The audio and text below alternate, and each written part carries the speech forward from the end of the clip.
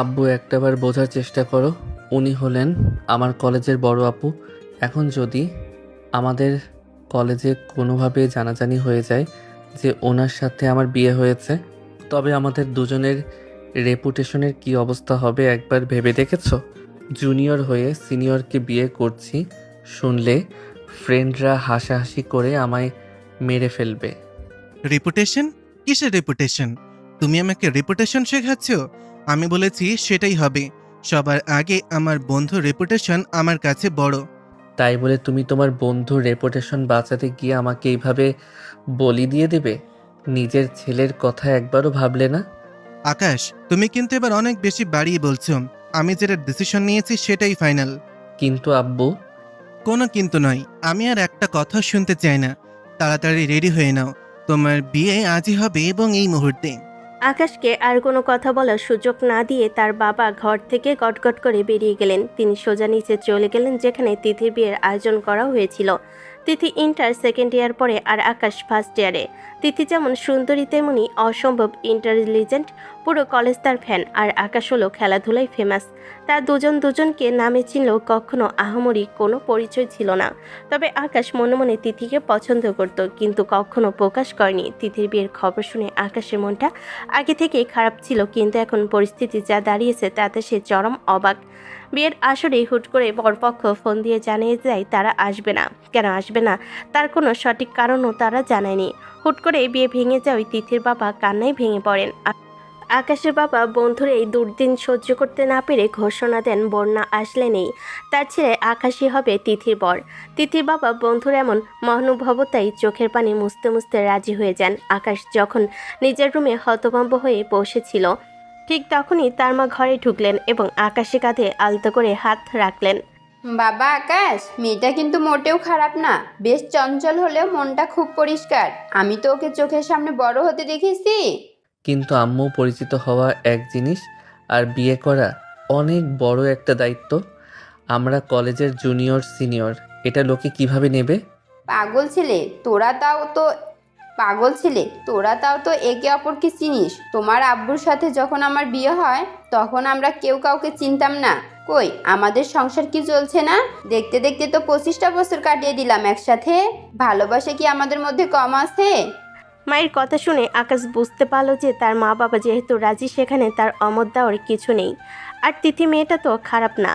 এখন আকাশের ভেতরে একটা অদ্ভুত অ্যাটিটিউড কাজ করছে। কলেজের ক্রাশ এখন তার বউ হতে চলেছে। পুরো কলেজ যার জন্য পাগল, সে এখন শুধুই তার হয়ে থাকবে। বিয়ের আনুষ্ঠানিকতা খুব দ্রুত শেষ হয়ে গেল। কোনো প্রতিবাদ বা আপত্তি আর টিকল না। কাজে যখন কবুল বলতে বললেন, আকাশের বুকটা একবার কেঁপে উঠল। সে শান্ত গলায় সায় দিল। অন্যদিকে তিথি পাথরের মতো বসেছিল। তার যে ছেলেটাকে সে কাল পর্যন্ত পিচ্চি জুনিয়র ভাবত, আজ তাকে স্বামী হিসেবে মেনে নিতে হলো। বাসর ঘরের দরজাটা যখন বন্ধ হলো, তখন আকাশের হৃৎপিণ্ড যেন ড্রামের মতো বাজছে। সামনের বিছানায় কোণে সাজে বসে আছে কলেজের সেই ফেমাস সিনিয়র আপু। আকাশ ধীর পায়ে গিয়ে তিথির সামনে দাঁড়াতেই তিথি ঘোমটা সরিয়ে কড়া চোখে তাকালো।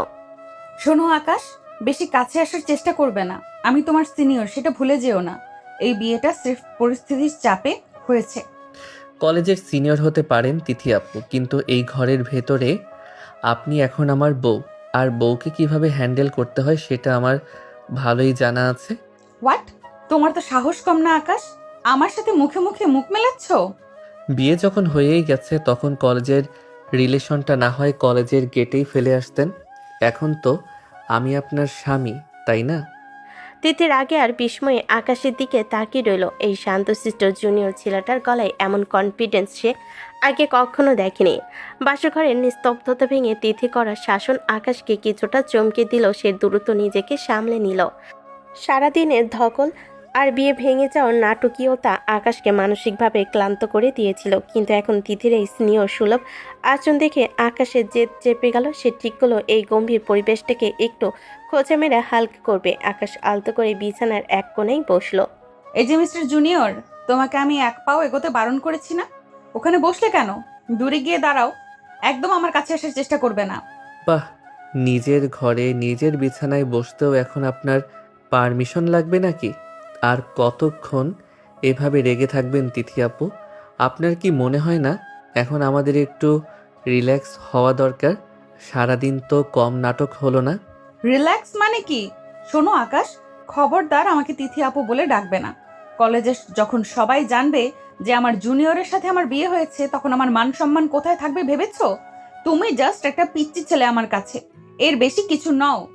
আপনি বারবার কলেজের দোহাই দিচ্ছেন কেন বলুন তো? কলেজের বাইরে আমরা এখন স্বামী স্ত্রী, আর আপনি বলছেন আমি পিচ্ছি। আচ্ছা, একজন পিচ্চি ছেলে কি পারে কোনো মেয়েকে এইভাবে উদ্ধার করতে? বর না আসায় আপনি তো প্রায় কেঁদেই দিচ্ছিলেন। তখন এই পিচ্চি ছেলেই কিন্তু আপনার মান আর আপনার বাবার সম্মান বাঁচিয়েছে। সেটা ভুলে গেলে চলবে? একদম বেশি কথা বলবে না আকাশ।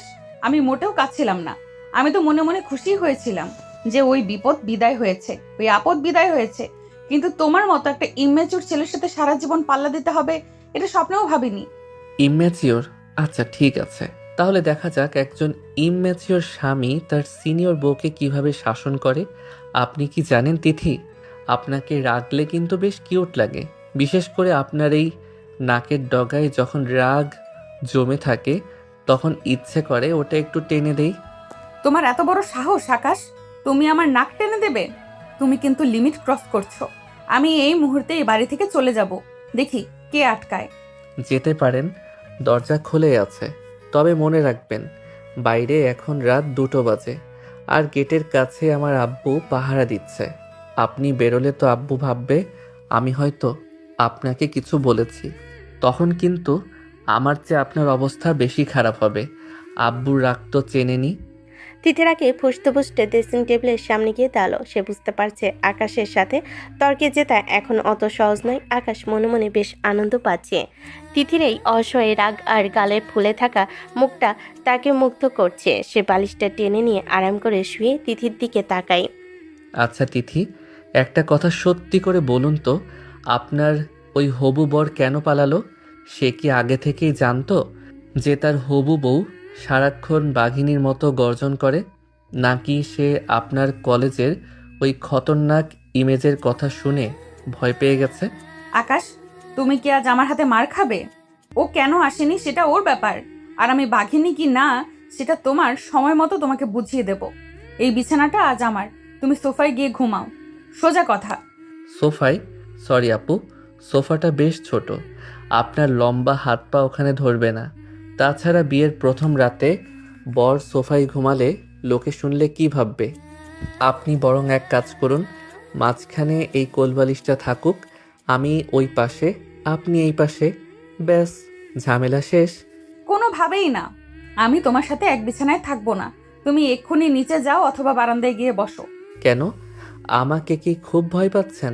নাকি ভয় পাচ্ছেন যে এই পিচ্চি জুনিয়রটা আপনার মন কেড়ে নেবে? আপনার হার্টবিট তো আমি এখান থেকেই শুনতে পাচ্ছি তিথি। এতে ভয় পাওয়ার কিছু নেই, আমি বাঘ নই। ফালতু কথা বলবে না একদম। আমি কাউকে ভয় পাই না, তুমি জাস্ট আমাকে ডিস্টার্ব করছো। আমি ঘুমাতে চাই। আচ্ছা ঠিক আছে, ডিস্টার্ব করব না। তবে একটা শর্ত আছে, কাল সকালে কলেজে যাওয়ার সময় আপনি আমার সাথে আমার বাইকে যাবেন। রাজি তো? অসম্ভব, কলেজের সবাই আমাদের একসাথে দেখলে কি ভাববে? ছি, আমি রিকশায় যাব, তুমি তোমার মতো যাবে। ও আচ্ছা, তার মানে আপনি ভয় পাচ্ছেন। ঠিক আছে, তাহলে আমি না হয় কাল কলেজে গিয়ে সবাইকে ঘটা করে বলে দেই যে আমাদের বিয়ে হয়েছে। সবাইকে গ্র্যান্ড ট্রিটও দিয়ে দেব কাল লাঞ্চ ব্রেকে। কি বলেন? না না, খবরদার এই কাজ করবে না আকাশ। ঠিক আছে বাবা, আমি তোমার সাথেই যাব। এবার অন্তত চুপ করো আর আমাকে শান্তিতে থাকতে দাও। আকাশ মনে মনে এক বিশাল জয়ের হাসি হাসলো। সে তিথিকে কলেজের কথা বলে ভয় দেখালে সে লাইনে আসবে। আকাশ আবার আয়েশ করে শুয়ে পড়ল। তিথি গজগজ করতে করতে বিছানার অন্য প্রান্তে গিয়ে বসলো। আকাশ মুচকি হাসছে। সে জানে তার মিষ্টি স্নেহর বউটাকে রাগিয়ে দিতে কি দারুণ মজা। আজকে রাতটা হয়তো এভাবেই ঝগড়াতেই কাটবে। কিন্তু এই ঝগড়ার ভেতরে এক অজানা প্রেমের বীজ বুনতে শুরু করেছে আকাশ। ভোরের আলো জানালার ফাঁক দিয়ে আসতে তিথির ঘুমটা ভেঙে গেল। কিছুক্ষণ সময় লাগলো তার বুঝতে যে সে নিজের বাড়িতে নেই, বরং তার কলেজের 1 বছরের জুনিয়র আকাশের ঘরে তার বউ হয়ে আছে। তিথি আড়মোড়া ভেঙে উঠে দেখলো আকাশ পাশে নেই। সে দ্রুত ফ্রেশ হয়ে নিচে নেমে এলো। তিথির মনে একটা অজানা ভয় ছিল যে শাশুড়ি হয়তো তাকে কাজ নিয়ে কথা শোনাবে, কিন্তু ড্রয়িং রুমে পা রাখতেই তার সেই ভয়টা শান্তিতে বদলে গেল। আরে তিথিমা, তুমি উঠে গেছো? এত সকালে ওঠার কি দরকার ছিল বলো তো? তুমি যাও, আরো কিছুক্ষণ আরাম করো, আমি তোমার জন্য নাস্তা রেডি করছি। না না আম্মু, আপনি একাই কাজ করছেন আর আমি শুয়ে থাকবো? আমাকে বলুন কি করতে হবে, আমি আপনাকে সাহায্য করছি। তিথিমা, এই বাড়িতে কোনো কাজের চাপ নেই। তুমি এখন আমাদের মেয়ে। যাও, ড্রয়িং রুমে গিয়ে বসো। আকাশের মা, মামনি কি খেতে পছন্দ করে সেটা জেনে নিয়েছো তো? ওকে একদম নিজের মেয়ের মতন আগলে রাখবে। তিথি অবাক হয়ে দাঁড়িয়ে রইল। তার নিজের বাবা মায়ের অভাব সে এক মুহূর্তের জন্য বোধ করল না। আকাশের বাবা মা তাকে এমনভাবে আপন করে নিলেন যে তিথির চোখের কোণে আনন্দ অশ্রু চলে এলো। ঠিক তখনই আকাশ তোয়ালে দিয়ে মাথা মুছতে মুছতে ড্রয়িং রুমে ঢুকলো এবং এই দৃশ্য দেখে এক ভুরু কুঁচকে হাসলো। ও, তার মানে সকালেই তল্পি তল্পা গুছিয়ে এই বাড়িতে নিজের আধিপত্য বিস্তার শুরু হয়ে গেছে। আব্বু আম্মু, তোমরা তো দেখছি আমাকে পাত্তাই দিচ্ছ না। এখন তো একটা মেয়ে পেয়ে ছেলেকে একদম ভুলেই গেলে। তুই আবার হিংসে করছিস কেন রে? তিথি আমাদের বাড়ির লক্ষ্মী হয়ে এসেছে। এখন থেকে বাড়ির সব আদর শুধু ওর জন্য। তোর জন্য নাস্তার প্লেটে আজ শুধু বড় একটা শূন্য থাকবে। আব্বু, তুমিও কি মায়ের সাথে একমত? মানে আমার জন্ম কি তাহলে ভুল ছিল? কাল পর্যন্ত আমি ছিলাম নয়নমণি, আর আজ এক রাতের মধ্যে আমি হয়ে গেলাম সাইড হিরো। মা তো দেখছি তিথির সাথে যেভাবে আদিক্ষেতা করছে, মনে হচ্ছে তিথি তোমাদের আসল সন্তান আর আমি রাস্তা থেকে কুড়িয়ে আনা কেউ। বেশি নাটক করিস না তো আকাশ। তিথি এই বাড়ির নতুন বউ। তাছাড়া ও পড়াশোনায় কত ভালো। তুই তো সারা দিন বল নিয়ে মাঠে পড়ে থাকিস। ওর থেকে অন্তত কিছু শেখ। আর হ্যাঁ, তিথির দিকে নজর দিয়ে বলছি, তুই ওকে হিংসে করা বন্ধ কর। শুনলে তো আকাশ, এখন থেকে আমার কথা মানলে হয়তো 2-1 পিস নাস্তা পেতেও পারো। আম্মু, আকাশ মনে হয় সত্যিই অনেক জেলাস ফিল করছে।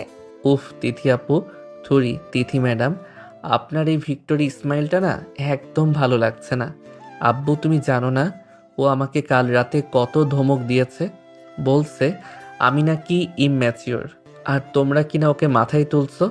তাতে কি হয়েছে? বউ বড় হয়েছে তো ভালোই হয়েছে। তোকে একটু মানুষ করতে পারবে। সারাদিন তোর যে চঞ্চলতা, তিথি পারবে তোকে লাইনে আনতে। যা এখন গিয়ে ভালো করে ড্রেস পরে আয়, তোদের তো আবার কলেজ আছে। আকাশ গজগজ করতে করতে নাস্তার টেবিলে গিয়ে বসলো। নাস্তার টেবিলে বসেও তিথির সাথে তার চোখের লড়াই চলল। আকাশ দেখলো তার পছন্দের আলু পরোটা আম্মু সব থেকে বেশি তিথির প্লেটে তুলে দিচ্ছে। আকাশ মুখটা বাংলা পাঁচের মতো করে চেয়ে রইল। আম্মু, আমার আলু পরোটা কোথায়? আমি কি আজ বায়ু খেয়ে কলেজে যাব? এই তো দিচ্ছি বাবা, তবে তিথি আগে খাবে। ও আমাদের মেহমান প্লাস বাড়ির বউ। তুই একটু ধৈর্য ধর। ধৈর্য ধরতে ধরতে তো আমার পেট পিঠের সাথে লেগে যাচ্ছে। তিথি, আপনি তো দেখছি দারুণ পলিটিক্স শিখছেন। সকালে আসতে আব্বু আম্মুকে হাত করে নিলেন। এটাকে পলিটিক্স বলে না আকাশ, এটাকে বলে গুড রিলেশন। তুমি তো আবার জুনিয়র, এসব বুঝবে না। আম্মু, আপনার হাতের পরোটাটা কিন্তু দারুণ হয়েছে।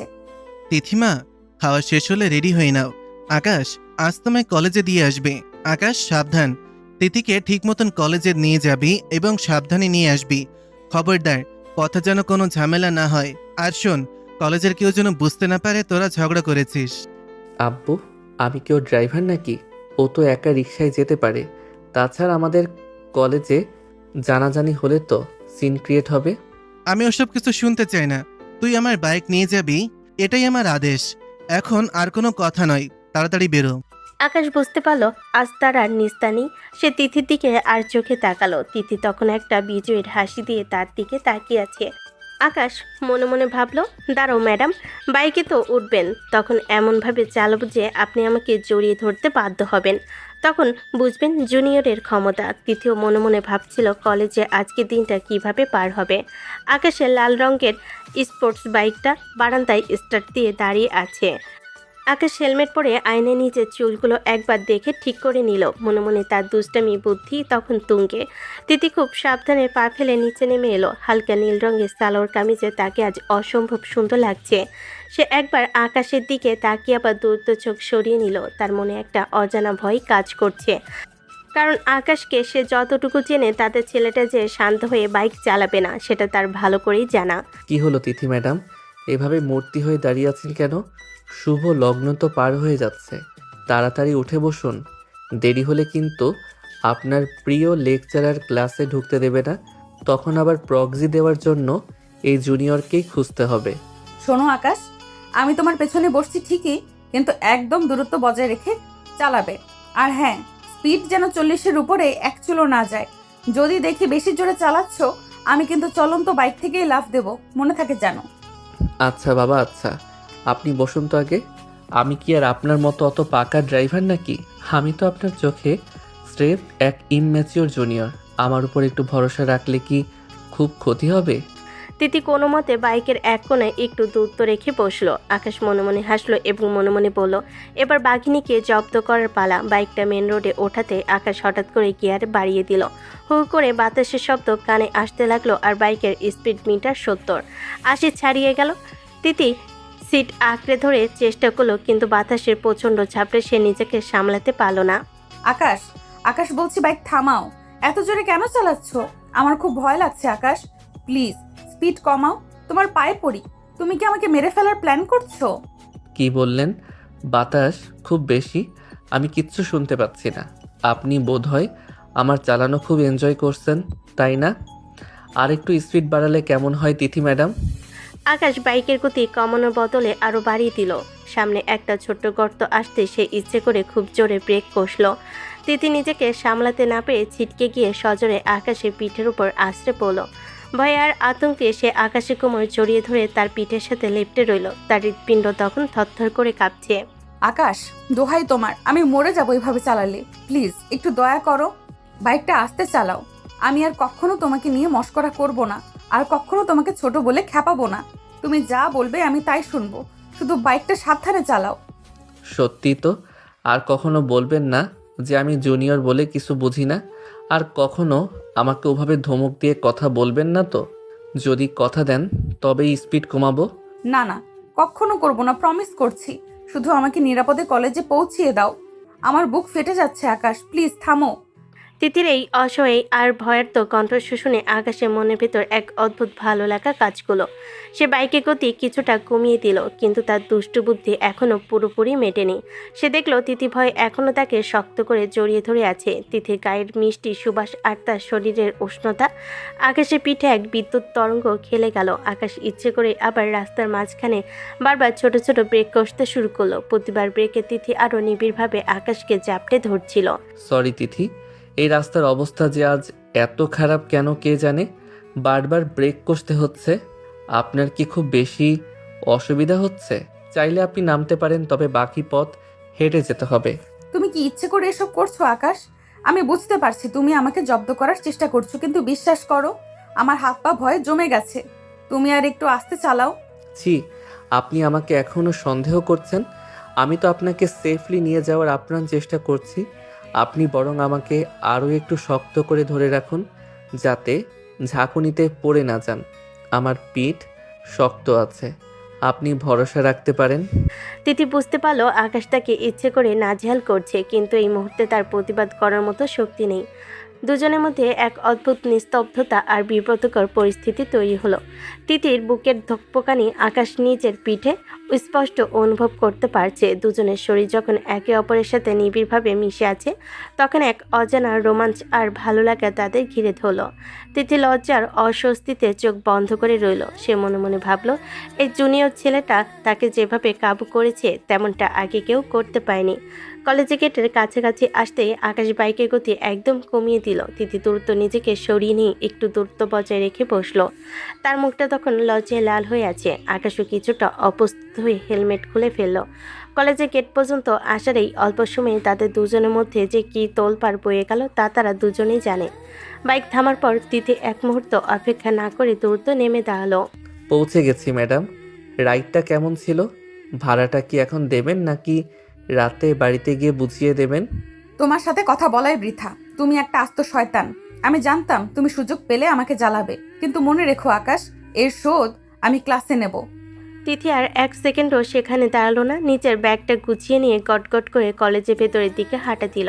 আকাশ তাকিয়ে রইল তিথি চলে যাওয়ার দিকে। তার ঠোঁটে কোণে এক চিলতে বিজয় হাসি লেগে রইল।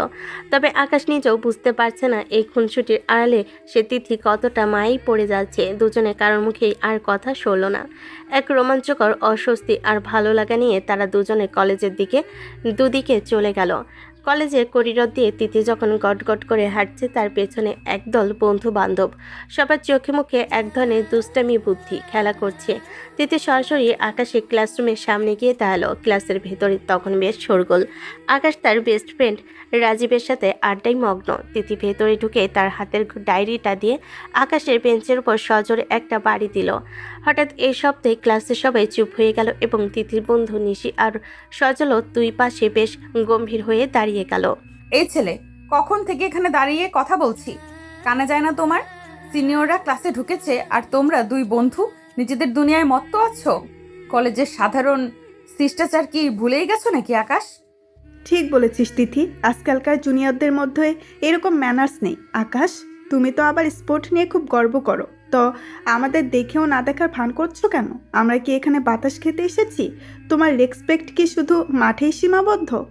আরে তিথি আপু, নিশি আপু, সজল ভাই, আপনারা সবাই একসাথে আমাদের ক্লাসে। আসলে আমরা একটু দরকারি কথা বলছিলাম, তাই হয়তো খেয়াল করিনি। কিন্তু হঠাৎ এই সদলবল নিয়ে হানা দেওয়ার কারণ কি? আমি কি কোনো অপরাধ করেছি? অপরাধ কিনা সেটা পরে বোঝা যাবে। আমরা কালচারাল কমিটির মেম্বার। আমাদের কলেজের সামনে যে বড় অনুষ্ঠানটা আছে সেখানে তোমাদের ব্যাচের সবার অ্যাক্টিভ পার্টিসিপেশন চাই। বিশেষ করে তোমাদের জনপ্রিয় মুখদের তো থাকতেই হবে। তুমি না থাকলে অনুষ্ঠান জমবে কিভাবে? একদম ঠিক কথা আকাশ, তুমি যে হারে আমাদের কথা অ্যাভয়েড করে চলছো, তার জন্য তোমাকে একটা বিশেষ দায়িত্ব দেওয়ার সিদ্ধান্ত নিয়েছি আমরা সবাই মিলে। পরে কিন্তু বলতে পারবে না যে আপু আগে বলেননি কেন। কিসের দায়িত্ব? আমি তো খেলাধুলা সেকশনে নাম দিয়েছি। কালচারাল প্রোগ্রামে আমার কি কাজ? আমি তো গান গাইতে পারি না, আর অভিনয়ের ধারে কাছেও নেই। আমাকে অন্য কোনো ডিউটি দেন যেটা আমি পারবো। গান বা অভিনয় তোমাকে দিয়ে হবেও না, সেটা আমরাও জানি। আমরা ঠিক করেছি তুমি এই অনুষ্ঠানে সোলো ডান্স পারফর্ম করবে। এটা আমাদের কমিটির ফাইনাল ডিসিশন। তোমাকে স্টেজে নাচতে হবে এবং এটাই তোমার শাস্তি। বাহ, দারুণ আইডিয়া তিথি। স্পোর্টস হিরো যখন স্টেজে কোমর দুলাবে তখন তো পুরো কলেজ হাততালিতে ফেটে পড়বে। আকাশ, তোমার ওই লম্বা হাত পাগুলো এবার নাচের মুদ্রায় দেখতে চাই আমরা, বেশ মজাই হবে। আপনারা কি আমার সাথে মজা করছেন? নিশি আপু, সজল ভাই, আপনারা অন্তত বোঝেন আমি জীবনে সোজা হয়ে দুবার হাত পা নাড়াতে পারিনি, আর এখন আমাকে পুরো কলেজের সামনে নাচতে হবে। এটা স্রেফ আমাকে হাসির পাত্র বানানোর একটা প্ল্যান। তিথি আপু, আপনি এটা ইচ্ছা করে করছেন শুধু আমাকে জব্দ করার জন্য। মোটেও ইচ্ছে করে নয় আকাশ। আমি চাই তুমি তোমার এই রাফ অ্যান্ড টাফ ইমেজের বাইরে গিয়ে নতুন কিছু ট্রাই করো। ভয় পাচ্ছ নাকি? একজন জুনিয়র হয়ে সিনিয়রদের চ্যালেঞ্জ নিতে ভয় পাচ্ছ? এটা দেখতে কিন্তু বেশ ভালোই লাগছে। সবাই শোনো, তোমাদের ফ্রেন্ড আকাশ এবার আমাদের অনুষ্ঠানের মেইন শোন আকর্ষণ আকাশ, হতে চলেছে। আপত্তি করে লাভ নেই। তিথি যখন নাম লিখে ফেলেছে তখন তোকে নাচতেই হবে। আর যদি না নাচিস তবে আমাদের কালচারাল কমিটি থেকে তোকে ব্ল্যাকলিস্ট করা হবে। তখন কিন্তু তোকে কোনো স্পোর্টস কোটা বা কোনো পাওয়ারেই তোকে বাঁচাতে পারবে না। তিথি, এটা কিন্তু একদম ঠিক হচ্ছে না। আপনি বাড়িতে গিয়ে আমার অবস্থা বুঝবেন। কলেজের এই পাওয়ার দেখানো কি খুব দরকার ছিল? আপনি কি চাচ্ছেন আমি সবার সামনে ইয়ার্কির পাত্র হই? আপনার মনে কি এক ফোঁটা মায়া নেই আমার জন্য? বাড়িতে কি হবে সেটা বাড়িতে দেখা যাবে, কিন্তু এখন আমি তোমার সিনিয়র আর তুমি আমার জুনিয়র। এখানে রুলস আমি সেট করি আকাশ। যাও, এখন থেকেই ইউটিউব দেখে নাচের স্টেপ শেখা শুরু করে দাও। না পারলে কিন্তু কলেজের সামনে মান সম্মান পুরোটাই যাবে। Best of luck junior. চল তিথি, আমাদের অনেক কাজ আছে। আকাশ তো প্র্যাকটিস শুরু করার জন্য এখন থেকে ছটফট করছে। বাই বাই আকাশ, নাচের রিহার্সেলে দেখা হবে। তিথি তার দলবল নিয়ে হাসি মুখে ক্লাস থেকে বেরিয়ে গেল। আকাশের রাগী আর অসহায় চেহারাটা দেখে সে মনে মনে এখন ভীষণ তৃপ্তি পাচ্ছে। তিথি চলে যাওয়ার পর আকাশ নিজের বেঞ্চে ধপ করে বসে পড়ল। তার মাথা তখন রাগে ঝিমঝিম করছে। তার বন্ধু রাজীব তাকে নিয়ে টিটকারি মারতে শুরু করেছে।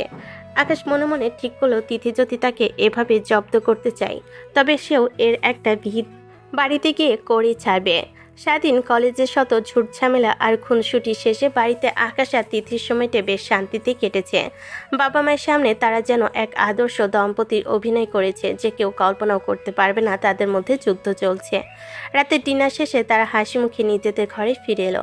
আকাশ ঘরে ঢুকেই স্থিরভাবে পেছনে দরজাটা আটকে লক করে দিল। এরপর সে সব কিছু নিশ্চুপ হয়ে দরজায় হেলান দিয়ে দাঁড়িয়ে রইল। তার চোখে মুখে তখন এক রহস্যময় চপলতা।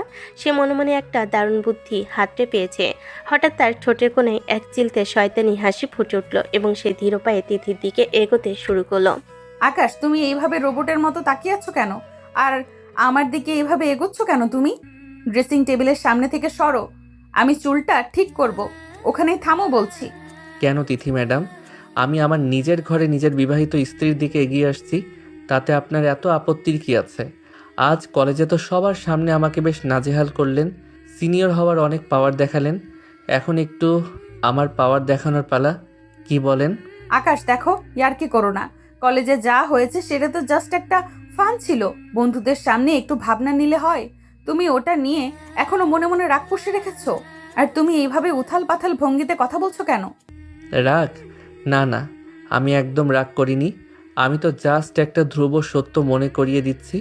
কলেজে না হয় আপনি আমার পরম শ্রদ্ধেয় সিনিয়র আপু, কিন্তু এই ঘরের ভেতরে তো আমি আপনার স্বামী, আর স্বামী স্ত্রীর মধ্যে তো এমন রোমান্টিক ঘনিষ্ঠতা হতেই পারে, তাই না?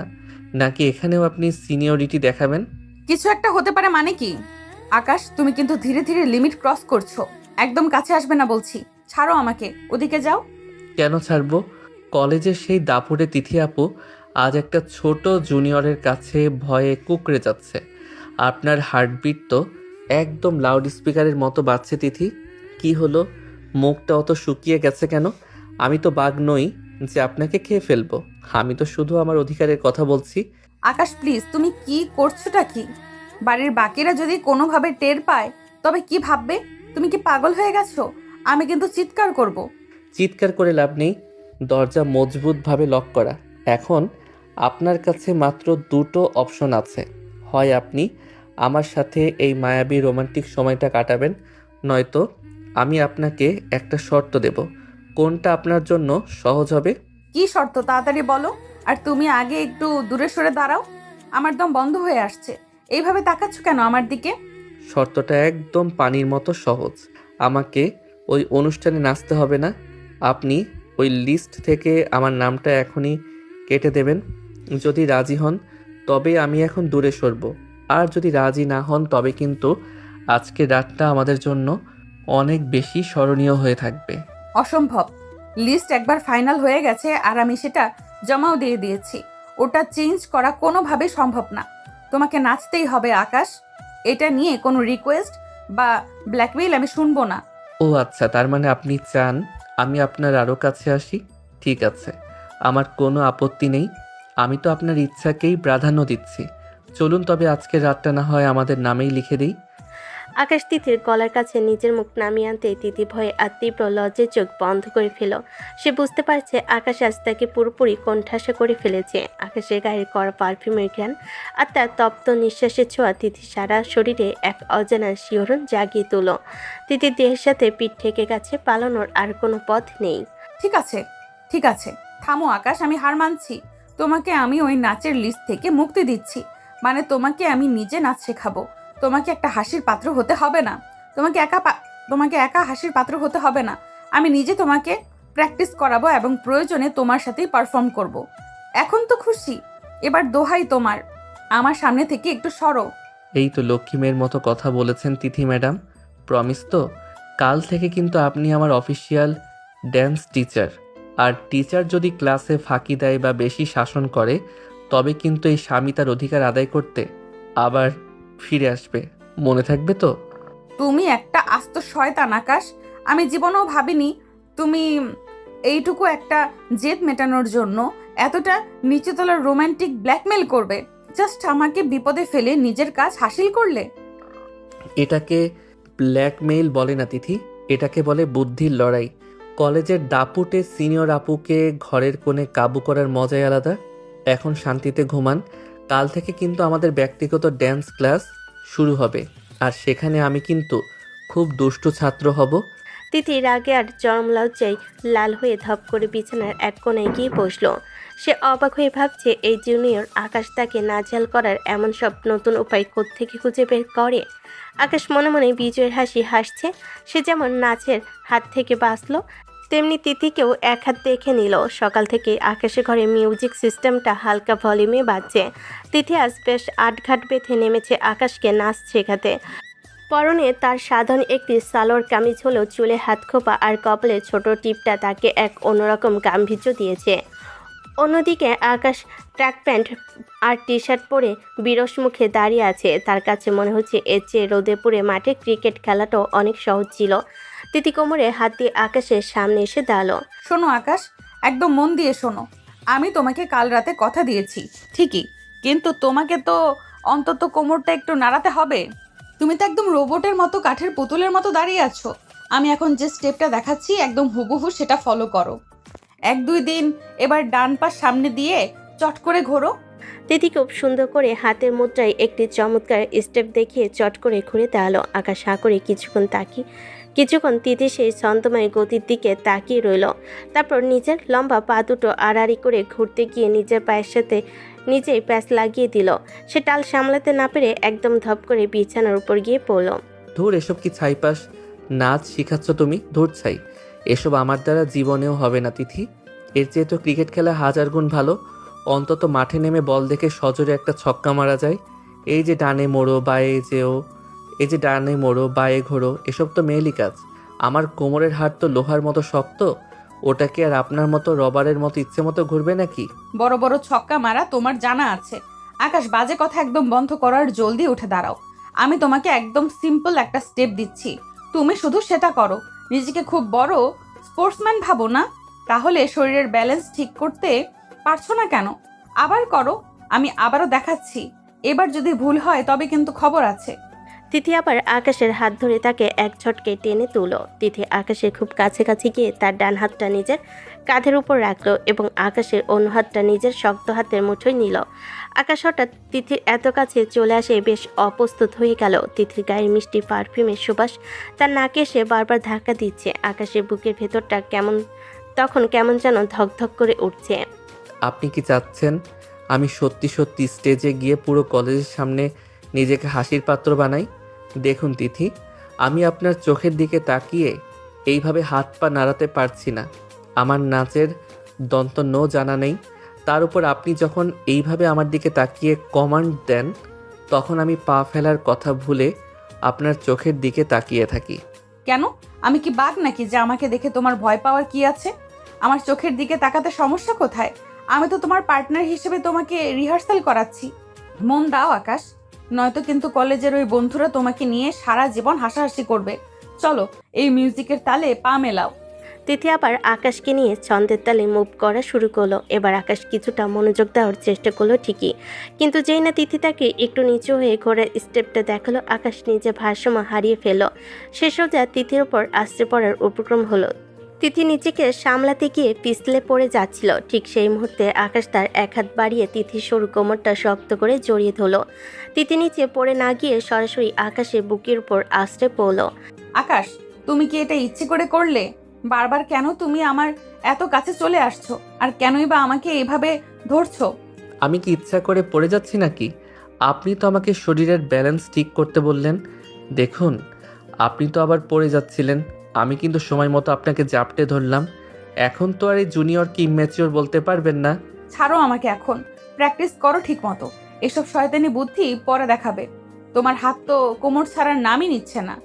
আকাশ তিথিকে ছাড়ল না, বরং আরও একটু নিবিড় করে নিজের কাছে টেনে ধরলো। ঘরের জানালার পর্দাগুলো বাতাসের তালে কাঁপছে, আর তার মাঝে এই দুই জুনিয়র সিনিয়র দম্পতির মধ্যে একটু মায়া কাজ করছে। আকাশ তিথির কপালে এসে পড়া অবদ্ধ চুলগুলো আলতো করে সরিয়ে দিল। তিথি মুহূর্তের জন্য সব শাসন ভুলে আকাশের গভীর মায়াবী চোখের দিকে তাকিয়ে রইল। মনে হলো তারা যেন নাচের প্র্যাকটিস নয়, বরং জীবনের এক নতুন রোমান্টিক পাঠ শিখেছে। তিথি, আপনি যখন এইভাবে চুপ করে আমার চোখের দিকে তাকিয়ে থাকেন, তখন মনে হয় আপনাকে সারা জীবন এইভাবে জড়িয়ে ধরে রাখি। কেন জানি না, কলেজের ওই রাগী তিথি আপুর চেয়ে আমার ঘরের এই ছোট্ট অভিমানী তিথিটাকে অনেক বেশি সুন্দর লাগে। আকাশ, তুমি ইদানিং খুব বেশি ফ্লার্ট করতে শিখে গেছো। ভুলে যেও না আমি তোমার কলেজের সিনিয়রদের সাথে এইসব কথা বলতে তোমার লজ্জা করে না?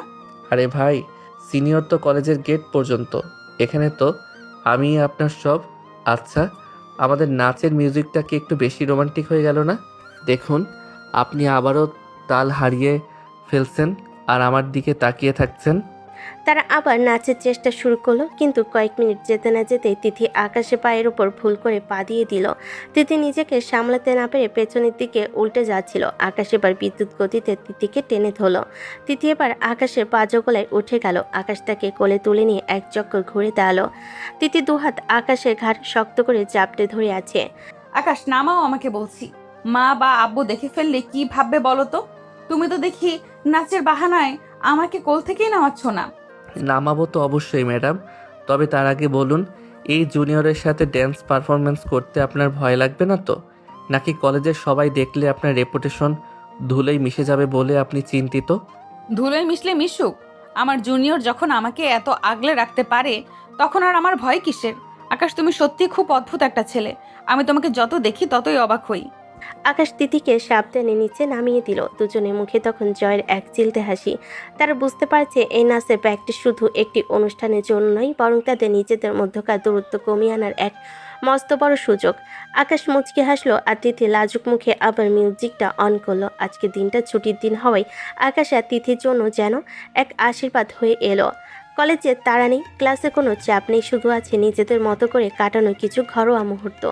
সকাল থেকে বাড়ির পরিবেশটা খুব উৎসব মুখর। আকাশের মা রান্নাঘরে ব্যস্ত সবার পছন্দের সব খাবার তৈরিতে, আর ড্রয়িং রুমে আকাশের বাবা খবরের কাগজ নিয়ে বসেছেন। আকাশ আর তিথি তখন দোতলায় ঘরে নাচের প্র্যাকটিসে মগ্ন। তবে আজ আর ঝগড়া নয়, বরং নাচের প্রতিটা স্টেপে তারা একটা অদ্ভুত তাল খুঁজে পেয়েছে। বা আকাশ, আজ তো তোমার পায়ের মুভমেন্ট বেশ ভালোই হচ্ছে। গতকাল যে স্টেপটা বারবার হোঁচট খাচ্ছিলে, আজ সেটা কত স্মুথলি করলে। মনে হচ্ছে আমার ট্রেনিং সত্যিই কাজে দিচ্ছে। ট্রেনার যদি সারাক্ষণ বাঘিনীর মতো হুঙ্কার দেয় তবে যে কোনো গাধাও ঘোড়া হয়ে যাবে। তবে সত্যি বলতে কি তিথি, প্র্যাকটিস করতে করতে আজ কেন জানি আমারও খুব ভালো লাগছে। হয়তো পার্টনারটা আমার চেনা বলে নাচের ছন্দটা দ্রুত ধরতে পারছি। তাই নাকি? এত প্রশংসা কি আমাকে ভোলাবার জন্য, নাকি সত্যি সত্যি মন থেকে বলছো? তোমার তো আবার মুখে এক আর মনে অন্য কিছু থাকে। সারাদিন তো আমাকে জ্বালিয়ে মারো। আরে না, আজ তো ছুটির দিন, আজ ঝগড়ার মুডে নেই। বরং চলো আজ সারাদিন আমরা এই সুন্দর সময়টা এনজয় করি।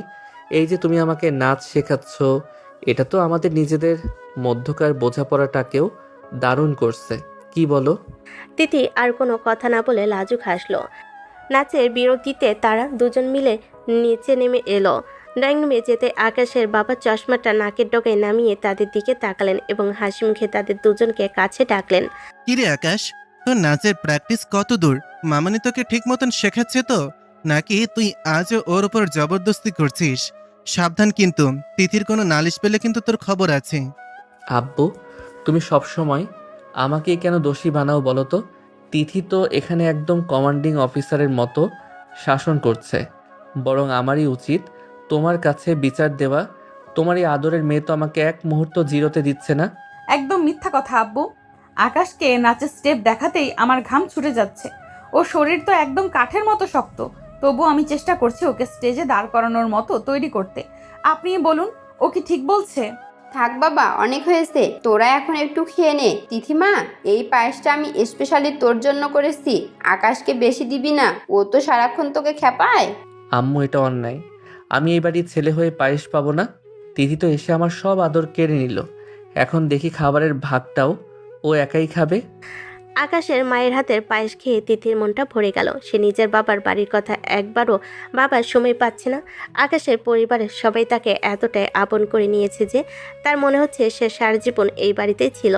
দুপুরে খাবারের পর তারা সবাই মিলে ক্যারাম খেলায় মেতে উঠল। আকাশ আর তার বাবা এক দলে, আর তিথি ও আকাশের মা অন্য দলে। আকাশ, তুমি কিন্তু গুটি উল্টো দিকে মারাচ্ছ। আব্বু দেখুন, ও কিন্তু চিটিং করছে। ওর মনোযোগ একদমই খেলায় নয়, শুধু ফোন দিয়ে আসছে। আমার মনোযোগ ঠিকই আছে, তুমি বরং নিজের স্ট্রাইকার ঠিক করো। দেখছো না আম্মু আর তুমি মিলে কিভাবে আমাদের কোণঠাসা করছো? তোমাদের এই লেডিস গ্যাংয়ের সাথে পারা বড় কঠিন। হাসাহাসি আর আড্ডায় বিকেলটা পার হয়ে সন্ধ্যা নামলো। আকাশের তিথি আবার তাদের ঘরে ফিরে এলো। বিকেলের রোদেলা আকাশের রং তখন মিলিয়ে যাচ্ছে। আকাশ জানালার পাশে দাঁড়িয়ে বাইরের দিকে তাকিয়েছিল। তিথি তার পাশে গিয়ে দাঁড়ালো। আজকের দিনটা খুব সুন্দর কাটলো না আকাশ? তোমাদের বাড়িতে এসে আমি কোনোদিন ভাবিনি যে আমি এত তাড়াতাড়ি সবার মন জয় করতে পারবো। আব্বু আম্মু আমাকে অনেক ভালোবাসেন, আমি সত্যিই খুব লাকি। বাসবেন না কেন? তুমি মানুষটা যে খুব ভালো সেটা তো ওনারা বুঝে গেছেন। আর তোমার এই সহজ সরল ব্যবহারটাই সবাইকে মুগ্ধ করে। শুধু আমার কাছেই তুমি কলেজের সেই খতরনাক সিনিয়র আপু হয়ে থাকো। এখনো আপু বলছো কেন? কাল রাতে সেই শর্তের কথা কি ভুলে গেছো? ঘরে তো আমি তোমার বউ, তাই না? তাহলে ওই সিনিয়রিটি টেনে আনার কি দরকার? ভুলিনি তো। আমি তো শুধু তোমাকে একটু রাগাতে চেয়েছিলাম। সত্যি বলতে, তোমাকে যখন হাসি খুশি দেখি তখন আমার নিজেরও খুব ভালো লাগে। চলো, রাত বাড়ার আগে আরেকবার আমাদের নাচের শেষ স্টেপটা রিহার্সাল করে নেই। আকাশ আবার মিউজিক প্লে করলো, তবে এবার মিউজিকটা ছিল খুবই ধীর গতির আর রোমান্টিক। তারা একে অপরের দিকে হাত ধরে নাচের ছন্দে দুলতে শুরু করলো। ছুটির দিনের এই সারা দিনের আনন্দ আর পরিবারের ভালোবাসা তাদের দুজনকে মানসিকভাবে আরও কাছে নিয়ে এসেছে। আকাশ তিথিকে আলতো করে নিজের দিকে টেনে নিল। তিথিও আজ আর কোনো বাধা দিল না। সকালে মিষ্টি রোদে ডাইনিং টেবিলটা আজ হাসাহাসিতে মুখর। আকাশে মা গরম গরম লুচি আর আলুর দম টেবিলে পরিবেশন করছেন, আর আকাশ সুযোগ পেলে তিথিকে নিয়ে বারবার বাবার কাছে রসিকতা করছে। ব্রেকফাস্ট শেষ করে আকাশের তিথি কলেজের উদ্দেশ্যে বেরিয়ে পড়লো। সারাদিন ক্লাস আর নাচের রিহার্সালে ধকল শেষে বিকেলে তার যখন বাড়ির পথ রওনা দিল তখন আকাশ বেশ ফুরফুরে মেজাজে বাইক চালাচ্ছিল। কিন্তু হঠাৎ করে নির্জন রাস্তার মাঝে বাইকটা অদ্ভুত শব্দ করে বন্ধ হয়ে গেল। আরে এটা আবার কি হলো? এই অসময়ে আমার রাজকীয় ঘোড়া কেন বিগড়ে গেল বুঝতে পারছি না তো। তিথি, আপনি একটু কষ্ট করে নামুন তো, দেখি একবার ট্রাই করে স্টার্ট হয় কিনা। আমি জানতাম তোমার মতো ইমিচুর ড্রাইভারের বাইক মাঝ রাস্তায় নষ্ট হওয়াটাই স্বাভাবিক। এখন কি হবে শুনি? আমি কি এই ভর দুপুরে রাস্তার মাঝখানে দাঁড়িয়ে রোদে পুড়বো? আহা তিথি, এভাবে গরম হচ্ছেন কেন? রোদে পুড়লে তো আপনার ওই ফর্সা গাল দুটো লাল হয়ে যাবে। সামনে একটা মেকারের দোকান আছে, ওখানে দিয়ে আসি। আপনি বরং একটু হেঁটে সামনে এগিয়ে যান, আমি আসছি। আকাশ বাইক ঠেলে ম্যাকারের দোকানে দিয়ে দ্রুত পায়ে হেঁটে তিথির পাশে এসে দাঁড়ালো। তিথি তখন বিরস মুখে ফুটপাত দিয়ে হাঁটছে আর আকাশকে মনে মনে বকছে। ঠিক সেই সময় রাস্তার পাশে এক বাদাম বিক্রেতাকে দেখে আকাশের মাথায় দুষ্ট বুদ্ধি খেলে গেল। সে চট করে গিয়ে এক ঠোঙ্গায় গরম বাদাম কিনে এনে তিথির সামনে খুব কায়দা করে ধরল। এই নিন তিথি ম্যাডাম, আপনার জন্য একদম স্পেশাল প্রেম ফল নিয়ে এসেছি। ধরুন আর ভক্তি ভরে খাওয়া শুরু করুন। প্রেম ফল মানে কি? আকাশ, তুমি কি গরমে পাগল হয়ে গেলে নাকি? এটা তো সাধারণ চীনা বাদাম। এই ছাইপাশকে তুমি প্রেম ফল বলছো কেন? আরে না, এটাই আসল প্রেম ফল। আপনার ওই পাষাণের মতো হৃদয়ে তো প্রেমের লেশমাত্র নেই। সারাক্ষণ তো খতরনাক সিনিয়রের মতো আমাকে ধমকান। আমার মনে হয় এই ফল খেলে আপনার ভেতরে আমার জন্য একটু হলেও প্রেম জাগবে, তাই তো শখ করে কিনে আনলাম। তোমার এত বড় সাহস আকাশ! তুমি আমাকে বাদাম খাইয়ে প্রেম জাগাতে চাইছো? আমাকে কি তোমার ক্লাসের ওই কচি খুকি মনে হয় যে বাদাম দিলেই গলে যাব? দাঁড়াও, আজ তোমার পিঠের চামড়া আমি তুলবো। আরে ধরুন না, আপনার তো আবার সিনিয়রিটি অনেক বেশি। স্পিড কি কম পড়ে গেল নাকি? প্রেম ফল কিন্তু ঠান্ডা হয়ে যাচ্ছে তিথি, ধরুন আমাকে। তিথির আগে ফুসতে ফুসতে তার ব্যাগটা পাড়িয়ে ধরে আকাশকে মারার জন্য তাড়া করলো। আকাশ হাসতে হাসতে সামনের দিকে দৌড় দিল। তিথিও তার পিছু পিছু দৌড়াচ্ছে। রাস্তার মানুষ অবাক হয়ে দেখছে এই সুন্দর জুটিটার খুনসুটি। আকাশ বারবার পেছন ফিরে তাকিয়ে তিথিকে ভেঙচি কাটছে, আর তিথি রাগে লাল হয়ে তাকে ধরার চেষ্টা করছে। তিথি, আপনি কি হাঁপিয়ে গেলেন? একজন সিনিয়র হয়ে জুনিয়রের সাথে দৌড়ে পারছেন না, এটা তো লজ্জার কথা। এই নিন আপনার প্রেম ফল, একটু খেয়ে এনার্জি নিন। আকাশ, তুমি যদি একবার আমার হাতে ধরা পড়ো তবে কলেজের ওই নাচের স্টেপ আমি তোমার হাড় গোড় ভেঙে শেখাবো। থামো বলছি, তুমি কি থামবে না? না, একদম না। আগে বলুন আপনি স্বীকার করছেন কিনা যে আমি আপনার প্রিয় স্বামী। এটা স্বীকার করলে আমি থেমে যাব, কথা দিচ্ছি। ফালতু কথা বলবে না। তুমি আমার জাস্ট একটা জ্বালাতনকারী জুনিয়র। এখনই থামো বলছি আকাশ। এভাবে হাসাহাসি আর ধাওয়া পাল্টা ধাওয়ার মাধ্যমে তারা যখন নির্জন রাস্তার এক মোড়ে পৌঁছালো, ঠিক তখনই হুট করে একটা কালো রঙের দামি গাড়ি প্রচণ্ড গতিতে এসে সজোরে ব্রেক কষে তাদের একদম সামনে দাঁড়ালো। টায়ারের ঘর্ষণের শব্দে পুরো এলাকায় কেঁপে উঠল। আকাশ আর তিথি দুজনেই মুহূর্তের মধ্যে স্থির হয়ে গেল। আকাশের মুখে থাকা দুষ্টামি হাসিটা নিমেষে মিলিয়ে গেল। সে দ্রুত তিথিকে আড়াল করে তার সামনে ঢাল হয়ে দাঁড়িয়ে পড়ল। কে এই গাড়িতে? এইভাবে রাস্তা ব্লক করে দাঁড়ানোর সাহস কার হলো? তিথি, আপনি একদম আমার পেছনে শক্ত করে থাকুন, ভয় পাবেন না। আকাশ, গাড়িটা তো আমার খুব চেনা লাগছে, কিন্তু এই মানুষটা তো এখানে থাকার কথা নয়। আমি খুব ভয় পাচ্ছি আকাশ, কিছু একটা গন্ডগোল আছে। গাড়ির কাজ ধীরে ধীরে নিচে নামতে শুরু করলো। আকাশের বুকের ভেতরটা তখন ধকধক করে উঠল। গাড়ির ভেতর থেকে একজোড়া তীক্ষ্ণ এবং শীতল চোখ তাদের দিকে সরাসরি তাকিয়ে আছে। গাড়ির দরজা খুলে যখন সেই ব্যক্তিটি ধীর পায়ে বেরিয়ে এলো, তখন তিথির পায়ের নিচে মাটি যেন সরে গেল। লম্বা গরম চোখে দামি সানগ্লাস আর চেহারায় এক অদ্ভুত জেদ নিয়ে দাঁড়িয়ে আছে সায়ান। সে হলো তিথির বাবার বিজনেস পার্টনারের ছেলে, যার সাথে কয়েকদিন আগে তিথির বিয়ে হওয়ার কথা ছিল। শ্যান সানগ্লাসটা খুলে পকেটে রাখলো এবং তার ছেলের হাসি দিয়ে তিথির দিকে এগোতে শুরু করলো। আকাশ তখনও তিথির সামনে শক্ত হয়ে দাঁড়িয়ে আছে এবং তার চোখ জোড়া শায়ানের ওপর স্থির। তিথি, তোমাকে ভাবে রাস্তার মাঝখানে এক পিচ্চি ছেলের সাথে দৌড়াদৌড়ি করতে দেখবো ভাবিনি। কেমন আছো তুমি? তোমার সাথে আমার কিছু জরুরি কথা আছে, যা বলা খুব প্রয়োজন। তোমার সাথে আমার কোনো কথা নেই সায়ান। তুমি আজ এখানে কোন সাহসে এসেছো? যে ছেলে বিয়ের আসরে বর সেজে আসার সাহস পায় না, তার সাথে কথা বলার কোনো রুচি আমার নেই। তুমি এক্ষুনি এখান থেকে চলে যাও সায়ান। তিথি প্লিজ একবার বোঝার চেষ্টা করো। সেদিন আমি কেন আসিনি তার পেছনে একটা বড় কারণ ছিল। আমি তোমাকে অনেক রিকোয়েস্ট করেছি, জাস্ট 5টা মিনিট আমার কথা শোনো। আমি সব বুঝিয়ে বলতে পারি যদি তুমি সুযোগ দাও। শোনেন মিস্টার, উনি আপনাকে চলে যেতে বলেছেন, তার মানে আপনি এখনই এখান থেকে বিদায় হবেন। আর যে পিচ্চি ছেলের কথা বললেন, সেই ছেলে এখন তিথির স্বামী, তাই নিজের লিমিট ক্রস করবেন না এবং দূরে গিয়ে কথা বলুন। তুমি কি জানো কার সাথে কথা বলছো পিচ্চি? তিথি, তুমি কি সত্যি এই বাচ্চা ছেলেটার কথা শুনে আমাকে ফিরিয়ে দেবে? আমাদের সম্পর্কটা এত ঠুনকো ছিল না। একবার, মাত্র একবার আমার কথা শোনো তিথি। আকাশ, ওর কোনো কথা শোনার দরকার নেই। ও একটা চরম প্রতারক। চলো আমরা এখান থেকে চলে যাই। আমি ওর ছায়াও মারাতে চাই না। ওকে দেখার পর আমার ঘৃণা হচ্ছে আকাশ। তিথি আকাশের হাত শক্ত করে ধরল। আকাশ শ্যানকে একটা কড়া চাহনি দিয়ে তিথিকে নিয়ে সেখান থেকে হাঁটতে শুরু করলো। শ্যান বারবার তিথিকে ডাকার চেষ্টা করলো এবং অনেক রিকোয়েস্ট করলো, কিন্তু তারা কেউ পেছনে ফিরে তাকালো না। তারা দ্রুত একটা রিক্সা নিয়ে বাড়ির দিকে রওনা দিল। শ্যান রাস্তার মাঝখানে দাঁড়িয়ে রাগে ফুঁসতে ফুঁসতে নিজের মতোই বিড়বিড়িয়ে উঠল। দিদি, কাজটা তুমি একদম ঠিক করলে না। এই পিচ্চি জুনিয়র ছেলেটার সাথে আমাকে এভাবে অপমান করলে, মনে রেখো এর দাম তোমাকে খুব চড়াভাবে দিতে হবে। সায়ান যা চায় তা পাওয়ার জন্য যে কোনো সীমা পার করতে পারে। তুমি আমার হাত থেকে বাঁচতে পারবে না।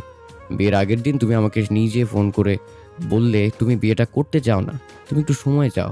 তোমার কথা রাখতে আমি রিস্ক নিয়ে সেদিন বিয়ে করতে আসলাম না, কিন্তু তুমি ঠিকই বিয়ে করে নিলে। ঠিক আছে, ব্যাপার না।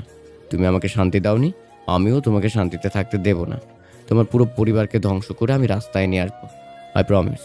বাড়িতে ফেরার পথে আকাশ আর তিথি দুজনেই খুব চুপচাপ ছিল। শ্যানের হঠাৎ ফিরে আসা, তার উপর এই রহস্যময়ী হুমকি তিথির মনের ভেতর এক অজানা ভয় ঢুকিয়ে দিয়েছে। তবে আকাশ মনে মনে ঠিক করেছে, ওই লোকটা যদি আবার বিরক্ত করে তাহলে সে এর কঠিন বিহিত করবে। বাড়িতে ফিরে তারা স্বাভাবিক হওয়ার চেষ্টা করলো। রাতে ডিনার টেবিলে সবার সাথে হাসি মুখে কথা বলল। দুজনের মনের কোণে তখনও সায়ানের ছায়া লেগে আছে। ডিনার শেষ হতে না হতে আকাশের বাবা এক বিশেষ ঘোষণা দিলেন। আকাশ, তিথিমা, মন দিয়ে শোনো। কাল সকালে তোমাদের দুজনের কোনো জরুরি কাজ নেই তো? তিথির বাবা আজ ফোন করেছিলেন। উনি তোমাদের দুজনকে কাল ওনাদের বাড়িতে দাওয়াত করেছেন। অনেক দিন তো হলো, তিথিও নিজের বাড়িতে যাওয়া হয়নি। সত্যি আব্বু, বাবা ফোন করেছিলেন? আমি তো ভাবতেই পারিনি এত তাড়াতাড়ি বাড়িতে যাওয়ার সুযোগ পাবো। আমি কি সত্যিই কাল যেতে পারবো আব্বু? মা বাবার কথা খুব মনে পড়েছিল। ঠিক আছে আব্বু, তুমি যখন বলছো তখন যাবই। তবে তিথি ম্যাডাম, আপনার বাবার বাড়িতে গিয়ে আবার আমাকে জুনিয়র বলে সব ভুলে যাবেন না তো?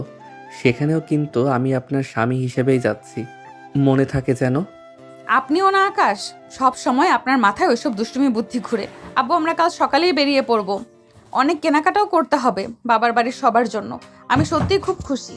রাত বাড়ার সাথে সাথে আকাশ আর তিথি তাদের ঘরে গিয়ে ব্যাগপত্র গুছাতে শুরু করলো। তিথি খুব খুশি, কারণ সে তার প্রিয় মানুষদের কাছে ফিরেছে। কিন্তু আকাশের মনে তখনও শায়নের সেই হুমকি বাজছে। ব্যাগ গুছানোর ফাঁকে আকাশ এবার তিথির দিকে তাকালো। তিথি তখন আলমারি থেকে নিজের জামাকাপড় বের করতে ব্যস্ত। তিথি, একটা কথা জিজ্ঞেস করি, শায়ানের সাথে আপনার কি কোনো পুরনো শত্রুতা আছে? ওর চোখের ভাষা কিন্তু আমার মোটেও ভালো লাগেনি। লোকটাকে খুব বিপজ্জনক মনে হচ্ছে আমার। জানি না আকাশ, ও খুব জেদি আর প্রতিহিংসা পরায়ণ ছোটবেলা থেকেই। তবে তুমি সাথে থাকলে আমার আর কোনো ভয় নেই। চলো তাড়াতাড়ি ব্যাগ গুছিয়ে নিই। কাল সকালে দেরি হলে কিন্তু আব্বু আবার ফোন করে রাগারাগি করবে। আকাশ আর কোনো কথা বাড়ালো না। তারা দুজনে মিলে ব্যাগ গুছিয়ে রাখলো। জানালার বাইরে অন্ধকার রাত হলেও তাদের মনে তখন আগামীকালে নতুন সফরের উত্তেজনা। সকালে মিষ্টি রোদ গায়ে মেখে আকাশ আর তিথি পৌঁছে গেল তিথিদের বাড়ির গেটে। মেয়ে আর জামাই আসবে বলে আগে থেকেই গেটে তোরণ সাজানো হয়েছে। তিথির বাবা আর মা দরজায় দাঁড়িয়ে অধীর আগ্রহে অপেক্ষা করছিলেন। গাড়ি থেকে নামতে তিথির মা তিথিকে জড়িয়ে তোলেন আর তিথির বাবা আকাশের কাঁধে হাত রেখে পরম মমতায় ভেতরে নিয়ে গেলেন। বিয়ের পর আজই প্রথম তারা এ বাড়িতে পা রাখলো, তাই বাড়ির প্রতিটি কোণ যেন আজ উৎসবে মেতেছে। এসো বাবা আকাশ, ভেতরে এসো। তোমার জন্য কত কি রেঁধে রেখেছি। আমার তিথিমাটা কি তোমাকে খুব জ্বালিয়েছে কয়দিন? ও তো একটু জেদি আর একগুয়ে, তুমিই সামলে নিও বাবা। আরে না মা, আপনার মেয়ে তো একদম লক্ষ্মী। তবে হ্যাঁ, মাঝে মাঝে কলেজের সিনিয়রিটির ভাবটা বাড়িতেও দেখায়, এই যা। তখন আমি একটু বাধ্য জুনিয়র হয়ে গুটিসুটি মেরে থাকি। আসলে ওনার হুকুম অমান্য করার সাহস আমার নেই মা। আম্মু তুমি ওর কথা একদম বিশ্বাস করো না, ও সারা দিন আমাকে অস্থির করে রাখে। আর আব্বু তুমি ওকে এত মাথায় তুলো না তো, এমনিতেই ও খুব ড্যাম কেয়ার টাইপের ছেলে। দেখছো না কেমন সাধু সেজে কথা বলছে? আসলে ও একটা আস্ত শয়তান। দেখেছেন আব্বু, আপনার সামনে আমাকে শয়তান বলছে। আমি তো শুধু আপনার মেয়ের নাচের টিচার হিসেবে একটু কড়া শাসন করি, এতেই ওনার এত রাগ। আপনি বিচার করুন, শিক্ষককে কি কেউ এভাবে অপমান করে? তোরা দেখছি এখনো সেই আগের মতোই আছিস। চল আগে ভেতরে চল, অনেক গল্প হবে। আগে পেট পুড়ে খাওয়া দাওয়াটা শেষ করি। জামাই বলে কথা, আজ কিন্তু কোনো ডায়েট চলবে না আকাশ। দুপুরবেলা ডাইনিং টেবিলে যেন রাজকীয় ভোজের আয়োজন। তিথির মা নিজের হাতে জামের পাতে বড় মাছের মাথা আর মাংস তুলে দিচ্ছেন। সারাদিন আত্মীয় স্বজনের ভিড় আর হাসাহাসিতে সময়টা দ্রুত পার হয়ে গেল, কিন্তু আসল বিপত্তিটা বাঁধল রাতে। তারা যখন শোয়ার জন্য তিথির ঘরে ঢুকলো, তিথি লক্ষ্য করলো তার ছিমছাম ঘরটিতে কোনো সোফা নেই, এমনকি আলাদা শোয়ার মতো কোনো অতিরিক্ত ম্যাট্রেসও নেই। হায় আল্লাহ, আকাশ এখন কি হবে? আমার ঘরে তো কোনো সোফা নেই, তুমি এখন ঘুমাবে কোথায় সেটা তো একবারও ভাবোনি। আম্মুকে কি বলবো একটা আলাদা বিছানা করে দিতে? কেন আলাদা বিছানা কেন? আমি তো এই বড় রাজকীয় বিছানাতে আরাম করে ঘুমাবো। আপনার সমস্যা কি তিথি ম্যাডাম? বাপের বাড়ি এসেছেন বলে কি আমাকে এখন মেঝের শক্ত পাটিতে পাঠাতে চান নাকি? স্বামী হিসেবে এই বিছানায় আমার অর্ধেক ভাগ আছে। অসম্ভব আকাশ, আমরা এক বিছানায় কিভাবে ঘুমাবো? এখানে তো কোনো সোফা নেই যে তুমি আলাদা শোবে। আম্মু বা আব্বু যদি জানতে পারে আমরা আলাদা শুই তবে তো কেলেঙ্কারি হয়ে যাবে। কিন্তু এক বিছানায় না, না, আমি বরং নিচে পাটি পেতে শোয়ার ব্যবস্থা করি, তুমি বিছানায় ঘুমাও। আরে শুনুন, পাটি পাতার কোনো দরকার নেই। আপনি কি নিজেকে কন্ট্রোল করতে পারবেন না বলে ভয় পাচ্ছেন, তাই আমাকে বিছানা থেকে দূরে সরিয়ে রাখতে চাইছেন? নিজের উপর কি আপনার এতই কম ভরসা যে আমাকে পাশে দেখলে আপনার মন বিগড়ে যেতে পারে? মুখ সামলে কথা বলো আকাশ, তুমি এসব কি আজে বাজে কথা বলছো? আমি নিজেকে কন্ট্রোল করতে পারবো না মানে কি? আমাকে কি তোমার মতো অত কাঁচা মনে হয়? ফাজলামোর একটা সীমা থাকা উচিত। আরে বাবা, রাখছেন কেন? আমি তো জাস্ট একটা লজিক্যাল কথা বলছি। আপনি হয়তো ভাবছেন এত হ্যান্ডসাম আর ইয়ং একটা জুনিয়র হাজব্যান্ড পাশে থাকলে আপনার মনটা একটু উথাল পাথাল করতে পারে, আর সেই বড় কোনো অঘটন থেকে বাঁচতেই আপনি আমাকে মাটিতে শোয়াতে চাইছেন। আমি আপনার মনের সব খবর জানি তিথি ম্যাডাম। ফাজিল ছেলে, তোমার এই ফাজলামো কি কখনোই শেষ হবে না? এই নাও তোমার শাস্তি। বড়দের সাথে মুখে মুখে তর্ক করো, ফাজলামোর একটা লিমিট থাকে তো। তোমাকে আজ মেরেই ফেলবো আমি। তিথির আগে ফুসতে ফুসতে বালিশ তুলে আকাশের গায়ে এলোপাথারি মারতে শুরু করলো। আকাশ হাসতে হাসতে বিছানার ওপর গড়াগড়ি খাচ্ছে আর বালিশ দিয়ে নিজেকে আড়াল করার চেষ্টা করছে। তিথি তাকে মারার জন্য তেড়ে যেতে গিয়ে বিছানার ওপর ঝিলিক দিয়ে ঝাঁপিয়ে পড়লো। দুজনের মধ্যে ধস্তাধস্তি শুরু হলো আর সেই তালে তারা একে অপরের খুব কাছাকাছি চলে এলো। ঘরের মৃদু আলোয় তিথির ফর্সা মুখটা রাগে আর লজ্জায় লাল হয়ে গেছে দেখে আকাশের হাসি হুট করে থেমে গেল। সে হঠাৎ তিথির হাত দুটো শক্ত করে চেপে ধরল। ঠিকই তো বলেছি, আপনি আসলে নিজেকে কন্ট্রোল করতে না পেরে যদি কোনো অঘটন ঘটিয়ে ফেলেন, ওই ভয়ে আমার সাথে এক বিছানায় শুতে ভয় পাচ্ছেন। আপনার এই কাপা কাপা হাত আর বড় বড় চোখই বলে দিচ্ছে আপনি মনে মনে কতটা কাঁপছেন। ভয় পাবেন না, আমি তো আপনার নিজেরই স্বামী। আমি মোটেও ভয় পাচ্ছি না। আর অঘটন কেন ঘটবে? তুমি একটা ছোট ছেলে, তোমাকে ভয় পাওয়ার মতো কিছু নেই আমার মধ্যে। তুমি এখন আমার হাত ছাড়ো বলছি। আকাশ, এভাবে তাকিয়ে আছো কেন? ছোট ছেলে? কলেজের সেই দাপুটে সিনিয়র আপু কি এখন একবারের জন্য স্বীকার করবেন যে এই ছোট ছেলেটাই তার আইনত স্বামী, নাকি সারা রাত এইভাবে আপনার হাত দুটো ধরে আপনার চোখের দিকে তাকিয়ে বসে থাকতে হবে? দেখুন তিথি, আমি একদম ভদ্র হয়ে বিছানার এক পাশে শুয়ে থাকব, আপনি অন্য পাশে। কোনো বিপদ ঘটবে না, আমি গ্যারান্টি দিচ্ছি। নাকি আপনি নিজেই বিপদ ডেকে আনতে চাইছেন? তুমি একটা আস্ত শয়তানের হাড়ি আকাশ। আমি জানি না কেন তোমার সাথে আমার বিয়ে হলো। ঠিক আছে, আমি এই পাশে শুচ্ছি, কিন্তু সাবধান, মাঝখানেই বালিশের দেওয়াল থাকবে। এটা পার করলেই কিন্তু তোমার খবর আছে। বালিশের দেয়াল? আপনি তো দেখছি একদম ছোট বাচ্চাদের মতো আইডিয়া দিচ্ছেন।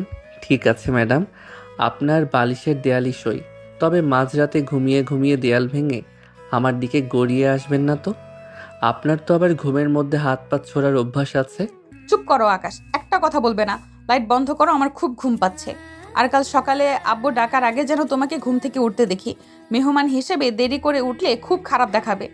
তিথি লজ্জার অস্বস্তি নিয়ে বিছানায় একদম কিনারে গিয়ে শুয়ে পড়ল। আকাশ মুচকি হেসে লাইটটা বন্ধ করে দিল। জানালার ফাঁক দিয়ে চাঁদের আলো এসে পড়ছে তাদের বিছানায়।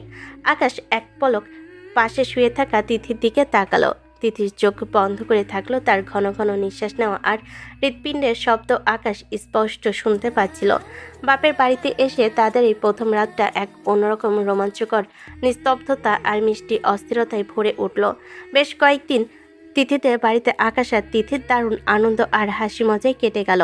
জামে আদরে কোনো কমতি ছিল না। আর আকাশও তার শাশুড়ি মেয়ের হাতের রান্না খেয়ে খুব ভালো দিন পার করেছে। কিন্তু বিপত্তিটা দেখা দিল তাদের ফেরার আগের দিন থেকে। সকাল থেকে তিথির বাবাকে খুব বিমর্ষ আর চিন্তিত দেখাচ্ছে। তিনি ড্রয়িং রুমে বসে বারবার ফোনের দিকে তাকাচ্ছিলেন আর দীর্ঘশ্বাস ফেলছিলেন। আকাশ লক্ষ্য করল তার শ্বশুরমশাইয়ের কপালে দুশ্চিন্তার ভাঁজ। আব্বু, সকাল থেকে দেখছি আপনি খুব গম্ভীর হয়ে বসে আছেন। শরীর কি খারাপ লাগছে? কোনো সমস্যা হলে আমাকে বলতে পারেন। আমরা তো কালই চলে যাব। আপনার এই মুখ ভার দেখলে আমাদেরও মন খারাপ হবে। না রে বাবা আকাশ, তেমন কিছু না। ব্যবসার একটু ঝামেলা চলছে, ও ঠিক হয়ে যাবে। তুই ব্যস্ত হোস না, তোরা আনন্দ কর, আমি একটু আছি। বাবা, তুমি লুকানোর চেষ্টা করছো কেন? আমি তো দেখছি তুমি ফোন ধরছো না আর বারবার অস্থির হয়ে পায়চারি করছো। আম্মুও বলছিল তুমি নাকি রাতে ঘুমাওনি। কি হয়েছে বলবে তো? তিথির বাবা কথাটি এড়িয়ে গিয়ে নিজের ঘরের দিকে চলে গেলেন। কিন্তু দুশ্চিন্তা মানুষের শরীরের উপর কতটা প্রভাব ফেলে তা বোঝা গেল কিছুক্ষণ পরে। বিকেলের দিকে হঠাৎ করে তিথির বাবা সোফা থেকে উঠতে গিয়ে মাথা ঘুরে পড়ে গেলেন। সারার বাড়িতে হুলুস থুলুস পড়ে গেল। আকাশ দ্রুত তাকে ধরে সোফায় শুয়ে দিল এবং মুহূর্তের মধ্যে অ্যাম্বুলেন্স ডেকে তাকে শহরের বড় হাসপাতালে নিয়ে যাওয়া হলো। ডাক্তার জানালেন অতিরিক্ত মানসিক চাপের কারণে আজ ওনার রক্তচাপ বেড়ে গিয়ে এই অবস্থা হয়েছে। ওগো, তোমার কি হলো? তিথিরে, তোর বাবার তো কখনো এমন হয়নি। আমি এখন কি করব? এই হাসপাতালে তো অনেক খরচ। আমার তো মাথায় কাজ করছে না। আম্মু তুমি শান্ত হও, আকাশ তো আছে, আমি আছি, বাবার কিছু হবে না। বাবা তুমি বরং রিসিপশনে গিয়ে কথা বলো, ভর্তির জন্য কত টাকা লাগবে। আমি বাবার কার্ড আর চেক বই নিয়ে আসছি। আপনি চিন্তা করবেন না মা, আমি সব দেখছি। তিথি, আপনি কার্ডটা দিন, আমি এখনই বিল মিটিয়ে দিচ্ছি। আকাশ তিথির বাবার বিজনেস কার্ড নিয়ে কাউন্টারে বিল দিতে গেল। কিন্তু কিছুক্ষণ পরে আকাশ ফিরে এলো খুব গম্ভীর মুখ নিয়ে। তার পেছনে হাসপাতালে এক কর্মচারী এসে দাঁড়ালো। আকাশের চোখের কোণে তখন এক ধরনের বিস্ময় আর রাগ কাজ করছে। তিথি, একটা বড় সমস্যা হয়ে গেছে। আপনার বাবার বিজনেস অ্যাকাউন্টের সব কার্ড ডিক্লাইন করছে। এমনকি সেভিংস অ্যাকাউন্টেও কোনো ব্যালেন্স নেই দেখাচ্ছে। হাসপাতালের লোক বলছে অ্যাকাউন্ট নাকি পুরোপুরি ফাঁকা। কি বলছো এসব আকাশ? অসম্ভব। বাবার অ্যাকাউন্টে তো সব সময় পর্যাপ্ত পরিমাণ টাকা থাকে। কয়েকদিন আগেই তো বড় একটা পেমেন্ট ঢোকার কথা ছিল। আব্বু তুমি কি কিছু জানো? হঠাৎ অ্যাকাউন্ট ফাঁকা হলো কিভাবে? আমি তো কিছুই জানি না মা। তোর বাবা তো ব্যবসার সব কাজ সায়ান আর ওর বাবার সাথে পার্টনারশিপে করতো। ইদানিং সায়ানের সাথে বিয়ের কথা ভেঙে যাওয়ায় ওনারা নাকি একটু ঝামেলা করেছিলেন। কিন্তু টাকা সব উধাও হয়ে যাবে সেটা তো ভাবিনি। আকাশ এই কথা শুনে আর এক মুহূর্ত দেরি করল না। সে তার নিজের কিছু সোর্স ব্যবহার করে এবং ব্যাংকের পরিচিত একজনের মাধ্যমে তখনই ইনভেস্টিগেশন শুরু করলো।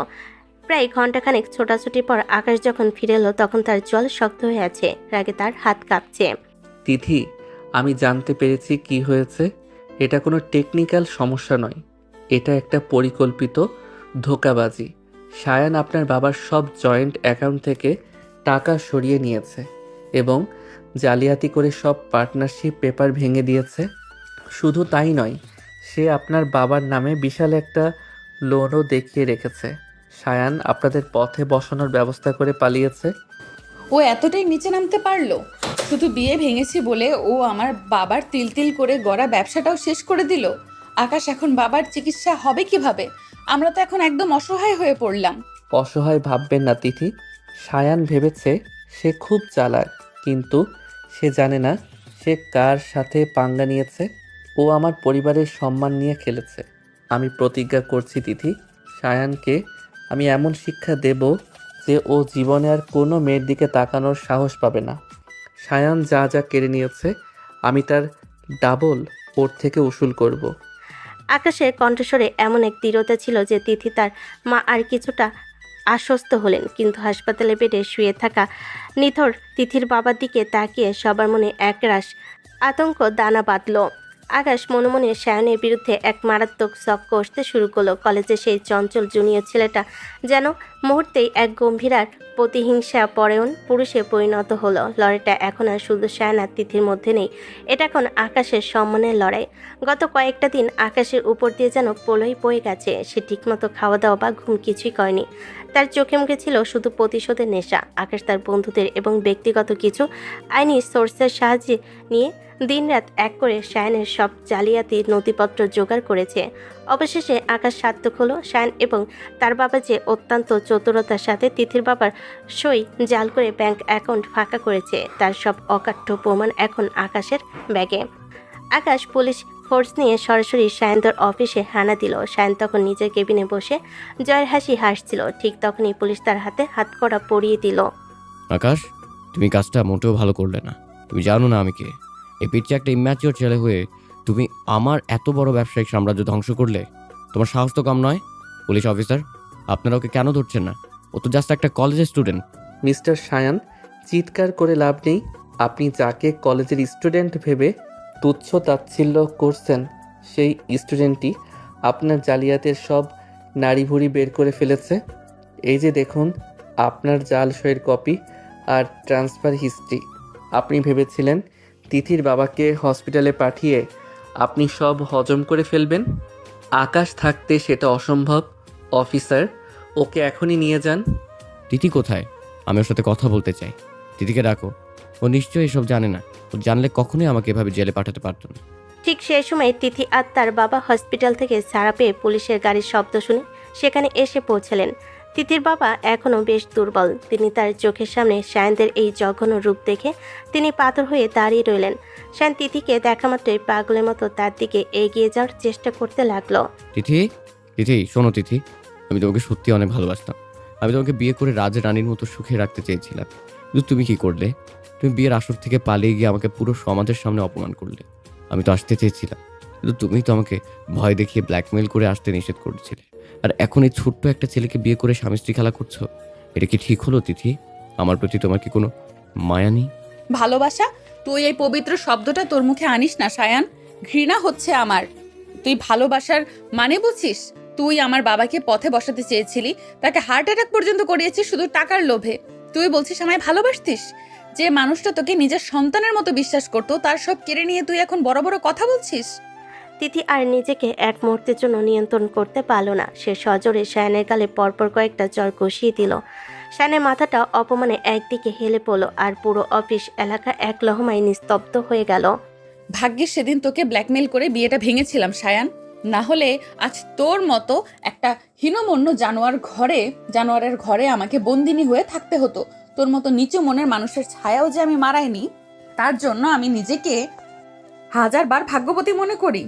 তুই যাকে বারবার বাচ্চা ছেলে বলে অপমান করছিস, সেই আকাশই আজ প্রমাণ করে দিয়েছে যে সে তোর চেয়ে 1000 গুণ বেশি যোগ্য এবং প্রকৃত পুরুষ। ও আজ আমার বাবাকে জমের দুয়ার থেকে ফিরিয়ে এনেছে, আর আমাদের পরিবারের সম্মান ধুলো থেকে তুলে এনেছে। তুই ওর নখেরও যোগ্য নোস। তিথি, তুমি ভুল করছো। এই ছেলেটা তোমাকে কখনোই আমার মতো স্ট্যাটাস দিতে পারবে না। তুমি একদিন ঠিকই আফসোস করবে। আকাশ, তুমি জিতে গিয়েও হেরে গেলে, আমি ফিরে আসবই। সেই সুযোগ আপনি পাবেন না সায়ান সাহেব। জেলের ঘানি টানতে টানতে আপনার সব স্ট্যাটাস বেরিয়ে যাবে। পুলিশ অফিসার, দয়া করে এই জঞ্জালগুলোকে এখান থেকে সরিয়ে নিয়ে যান। এদের মুখ দেখতেও ঘৃণা লাগছে আমাদের। পুলিশের গাড়ি শান আর তার বাবাকে নিয়ে সাইরেন বাজিয়ে চলে গেল। রোদের তেজ তখন অনেকটা কমে এসেছে। অফিসের সামনে তখন এক অদ্ভুত নিস্তব্ধতা। তুলির বাবা এতক্ষণ দূরে দাঁড়িয়ে সব দেখছিলেন। তার চোখে তখন অন্তপে জল টলমল করছিল। তিনি ধীর পায়ে কম্পিত হৃদয় আকাশের সামনে এসে দাঁড়ালেন। আকাশের মাথায় হাত রেখে তিনি নিঃশব্দে কান্নায় ভেঙে পড়লেন। আকাশ বাবা, আমাকে তুমি ক্ষমা করে দাও। আমি একটা অপরাধী। আমি শুধু ব্যবসার সাথে নিজের ব্যবসায়িক পার্টনারশিপ বাঁচানোর জন্য আমার কলিজার টুকরো মেয়েটাকে ওই পশুর হাতে তুলে দিতে চেয়েছিলাম। আমি অন্ধ হয়ে গিয়েছিলাম ক্ষমতার লোভে। আর যদি তুমি না থাকতে, তবে আমার মেয়েটাকে সারাটা জীবন মরুভূমি হয়ে যেত, আর আমি মরে কবরে শান্তি পেতাম না। আমি আজ নিজের ভুল বুঝতে পারছি বাবা। আব্বু, প্লিজ ওসব পুরনো দুঃখের কথা মনে করে নিজেকে ছোট করবেন না। আপনি তিথির বাবা, মানে আজ থেকে আপনি আমারও পরম শ্রদ্ধেয় বাবা। আপনার বিপদ দেখা আর আপনার সম্মান বাঁচানো আমার দায়িত্ব ছিল। আর তিথি তো শুধু আমার কলেজের সিনিয়র আপু নয়, ও এখন আমার জীবন। ওর জন্য আমি পৃথিবীর যে কোনো শক্তির সাথে লড়তে পারি। বাবা, তুমি নিজের ভুল বুঝতে পেরেছো, এটাই আমাদের কাছে সবচাইতে বড় পাওয়া। আমাদের ঘর বাড়ি বা টাকা পয়সা হয়তো সায়নরা কেড়ে নিতে চেয়েছিল, কিন্তু আমাদের পরিবারের এই আত্মিক টান কেউ কোনো দিন কেড়ে নিতে পারবে না।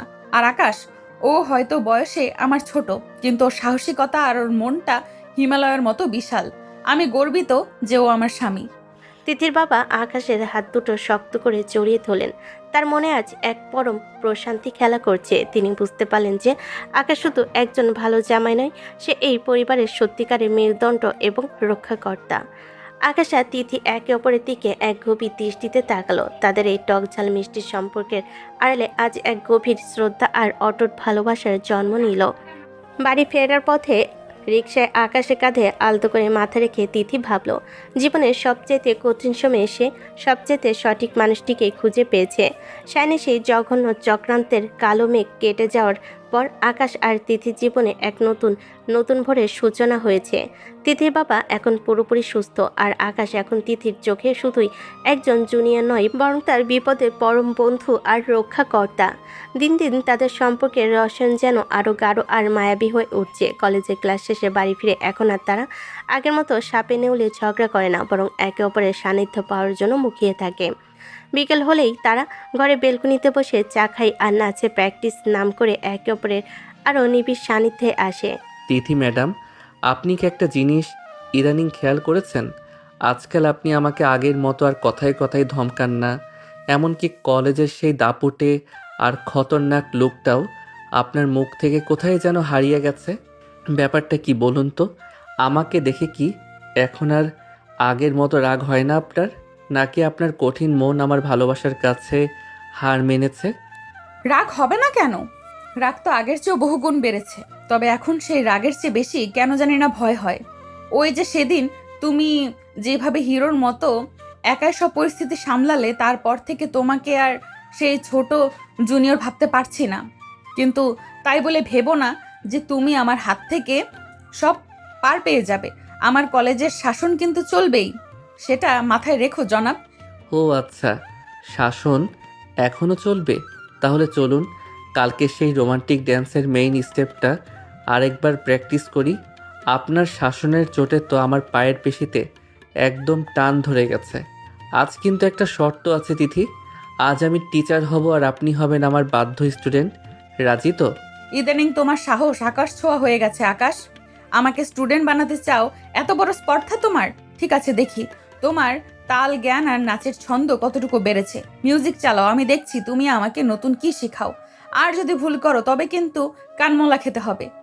আকাশ মুচকি হেসে ঘরের লাইটগুলো কমিয়ে দিল, একটা হালকা রোমান্টিক সুর অন করে দিল। ঘরে সেই মায়াবী আবছে আলোয় তারা দুজন একে অপরের মুখোমুখি এসে দাঁড়ালো। আকাশ ধীর পায়ে তিথির দিকে এগিয়ে গেল এবং এক হাত তিথির সরু কোমরের ওপর রাখলো। তিথি হঠাৎ আকাশে এমন স্পর্শে চমকে উঠে তার গভীর চোখের দিকে তাকালো। সেই চোখে আজ কোনো দুষ্টামি নেই, আছে এক বুক গভীর আর নিবিড় ভালোবাসা। তিথিও আলতো করে তার দুহাত আকাশের কাঁধে রাখলো এবং ছন্দ মিলিয়ে তুলতে শুরু করলো। তিথি, আপনি যখন এইভাবে ডাগর ডাগর চোখে আমার দিকে তাকিয়ে থাকেন, তখন আমার মনে হয় পুরো পৃথিবীটা যেন ঠিক এই মুহূর্তে থেমে যাক, কেন জানি না মনে হয় আপনাকে আরও নিবিড়ভাবে নিজের কাছে টেনে নেই। আচ্ছা তিথি, আপনি কি এখন আমাকে শুধু একটা ছোট জুনিয়র হিসেবেই দেখেন, নাকি আপনার মনের মণিকোঠায় আমার জন্য অন্য কোনো বিশেষ নাম জমা হয়েছে? তুমি মানুষটা বড্ড বেশি জেদি আর একগুঁয়ে আকাশ। যা চাও তা যেইভাবেই হোক আদায় করেই ছাড়ো। আর এই যে তুমি সারাক্ষণ আমাকে চোখে চোখে রাখো আর আমার সব বিপদ থেকে আগলে রাখো, এটা এখন আমার অভ্যাসে পরিণত হয়ে গেছে। তোমাকে ছাড়া এখন এই বিশাল ঘরটাকেও আমার কাছে বড় ফাঁকা আর একা মনে হয়। অভ্যাস নাকি ভালোবাসা? সত্যি করে বলুন তো তিথি, আমার এই পাগলামিগুলো কি আপনার একদমই ভালো লাগে না? আমি জানি আপনার হৃৎপিণ্ড এখন কি বলছে। ওটা তো আমার নামেই দ্রুত লয়ে ধুকপুক করছে, তাই না? আপনি স্বীকার না করলেও আপনার চোখের ভাষা সব বলে দিচ্ছে তিথি। তুমি একটা আস্ত শয়তানের বাচ্চা আকাশ। মানুষের মনের গোপন কথা পড়তে তোমাকে কে শিখিয়েছে শুনি? হ্যাঁ, ভালো লাগে তোমার ওই ভুবন ভুলানো দুষ্টু হাসি, আমার সাথে কারণে অকারণে অনর্থক তর্ক করা আর বিপদে আমার সামনে পাহাড়ের মতো ঢাল হয়ে দাঁড়ানো, সবই আমার ইদানিং খুব ভালো লাগে। এখন কি শান্তি হয়েছে কথাগুলো শুনে? আকাশ তিথিকে আরও নিবিড়ভাবে নিজের বুকের মাঝে জড়িয়ে নিল। তারা দুজন মিউজিকের তালে তালে খুব ধীরে লয়ে একে অপরের সাথে মিশে দুলতে শুরু করলো। তিথি আকাশের চড়বুকে মাথা রেখে এক পরম স্বর্গীয় প্রশান্তি খুঁজে পেল। বাসর রাতে সেই দূরত্ব আর মনের কোণে সব দ্বিধা আজ পুরোপুরি মুছে গেছে। আকাশের তপ্ত নিঃশ্বাস তিথির ঘাড়ে কাছে অনুভূত হচ্ছে, যা তাকে এক অদ্ভুত শিহরণ আর নেশায় আচ্ছন্ন করে দিচ্ছে। তিথি, একটা কথা আমাকে দেবেন? কলেজ শেষ হোক বা না হোক, আমাদের এই টক ঝাল মিষ্টি খুনসুটি যেন সারা জীবন ঠিক এমনটাই থাকে। আমি চাই না আমরা সেই বোরিং আর গম্ভীর স্বামী স্ত্রী হয়ে যাই। আমি আপনার সেই সারা জীবনের দুষ্টু জুনিয়র হয়েই থাকতে চাই, যে সবসময় আপনাকে রাগাবে আর পরক্ষণেই ভালোবেসে আপনার সব মান ভাঙাবে। আমি তোমাকে আজ প্রমিস করছি আকাশ, তোমার এই মিষ্টি দুষ্টুমিগুলোই তো এখন আমাকে বেঁচে থাকার কারণ। তবে মনে রেখো, কলেজের গেটে পা রাখলেই কিন্তু আমি আবারও তোমার করা সিনিয়র আপু। সেখানে কিন্তু আমার সাথে বেশি ঘনিষ্ঠ হওয়ার চেষ্টা করো না, তাহলে আবার কিন্তু সবার সামনে তোমার কান টেনে দেবো আমি। আচ্ছা বাবা, মেনে নিলাম।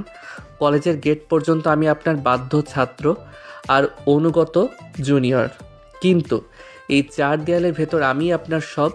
এখানে আপনার সিনিয়রিটি চলবে না। এখন বলুন তিথি ম্যাডাম, আপনার এই টিচারকে একটা মিষ্টি উপহার দেবেন না? এত সুন্দর আর রোমান্টিকভাবে প্র্যাকটিস করালাম যে আপনাকে। উপহার? কি এমন উপহার চান শুনি জনাব? আপনার তো আবদারের শেষ নেই। আবদারটা বলেই ফেলুন দেখি, আপনার কি মনে চলেছে? আকাশ আর কোনো কথা না বলে তিথির চিবুকটা আলতো করে উঁচিয়ে ধরল। জানালার পাতলা পর্দাগুলো রাতের মৃদু বাতাসের তালে কাঁপছে, আর বাইরে রূপালি চাঁদের আলো যেন তাদের উপর আশীর্বাদ ঢেলে দিচ্ছে।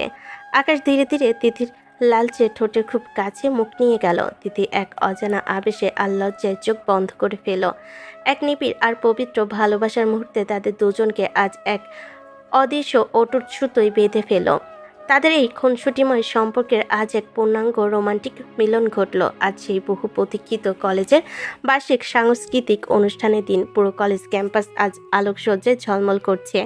অডিটোরিয়াম কানায় কানায় পূর্ণ। শিক্ষক থেকে শুরু করে ছাত্রছাত্রী সবার নজর এখন স্টেজের দিকে।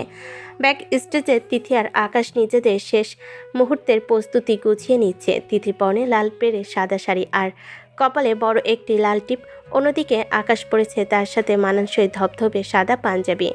আকাশকে বেশ শান্ত দেখালো। তিথি কিছুটা অস্থির হয়ে বারবার পায়চারি করছে আর শাড়ির আঁচল আঙ্গুলে প্যাঁচাচ্ছে। আকাশ তার হাত আলতো করে তিথির কাঁধে রেখে তাকে নিজের দিকে কিছুটা টেনে নিল এবং তাকে অভয় দিতে শুরু করলো। তিথি ম্যাডাম, আপনি কি সত্যি খুব ভয় পাচ্ছেন? কলেজের সেই দাপুটিয়ার নাম করা সিনিয়র আজ স্টেজে নামার আগে এভাবে কাঁপছে কেন বলুন তো? আমাকে একটু দেখুন, আমি কিন্তু একদম ফুরফুরে মেজাজে আছি। ভয়কে জয় করতে শিখুন ম্যাডাম। আমি পাশে থাকতে আপনার এত টেনশন কিসের? আপনি শুধু আমার চোখের দিকে স্থির হয়ে তাকিয়ে থাকুন, বাকি সবটা আমি একাই সামলে নেব। আকাশ, তুমি বুঝছো না কেন? এটা শুধু একটা সাধারণ নাচ নয়। পুরো কলেজের শিক্ষক আর স্টুডেন্টরা তাকিয়ে আছে আমাদের দিকে, আর তোমার ওই দুষ্টুমিগুলোর কথা ভেবেই আমার বুকের ভেতরটা গুড়গুড় করছে। স্টেজে গিয়ে আবার আমার সাথে ওরকম ফাজলামো শুরু করে দিও না যেন, তাহলে কিন্তু আমার মান সম্মান সব ধুলোয় মিশবে। তুমি অন্তত একটু সিরিয়াস থেকো। মঞ্চের ভারী পর্দা সরে যেতে মোহনীয় এক রোমান্টিক মিউজিক বেজে উঠল। আকাশ আর তিথি ধীরল হয়ে স্টেজের মাঝখানে এসে তাড়াতাড়ি দাঁড়ালো। শুরু হলো তাদের সেই জাদুকরী আর ছন্দময় নাচ। প্রতিটি স্টেপ ছিল অত্যন্ত নিখুঁত এবং প্রতিটি মুদ্রা ছিল মায়াবী আবেদনে ভরা। আকাশ যখন তিথিকে আলতো করে শূন্য তুলে এক চক্কর ঘুরিয়ে আনলো, তখন পুরো হলরুম এক পিনপতন নিস্তব্ধতা নেমে এলো। নাচের একদম শেষ মুহূর্তে আকাশ তিথির কানে কাছে মুখ নিয়ে ফিসফিস করে কিছু একটা বলল, যা শুনে তিথির মুখ রাঙ্গা আর এক মায়াবী হাসি ফুটে উঠল। নাচ শেষ হতে পুরো অডিটোরিয়াম মুহূর্ত করতালিতে ফেটে পড়ল। প্রিন্সিপাল স্যার অত্যন্ত আনন্দিত হয়ে স্টেজে এসে তাদের প্রশংসা করলেন, কিন্তু সবাইকে তাক লাগিয়ে দিয়ে আকাশ মাইক্রোফোনটি নিজের হাতে চেয়ে নিল এবং তিথির হাত শক্ত করে ধরল। থ্যাংক ইউ সবাইকে এই ভালোবাসার জন্য।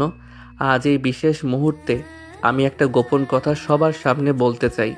আপনারা সবাই হয়তো ভাবছেন আমরা আজ শুধু সেরা একটা ডুয়েট পারফরমেন্স দিয়েছি, কিন্তু সত্যিটা হলো তিথি শুধু আমার কলেজের ড্যান্স পার্টনার বা সিনিয়র আপু নয়। তিথি আমার ঘরের ও আমার জীবনের শ্রেষ্ঠ সম্পদ।